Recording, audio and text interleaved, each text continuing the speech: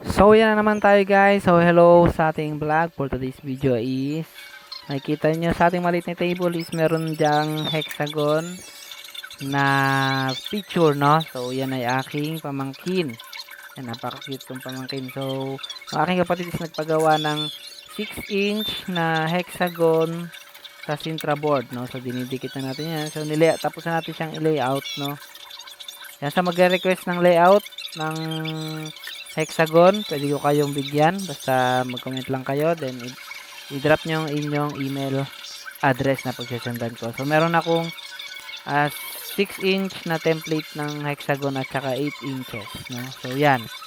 Bali, ipinirint natin siya sa vinyl matte sticker. Tapos, nilagyan natin siya ng phototop na matte.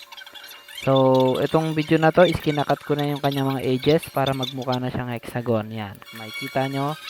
Kinakat natin siya gamit ang ating metal ruler and cutter, no? So, sa pagkakat guys is ingat-ingat lang tayo, no?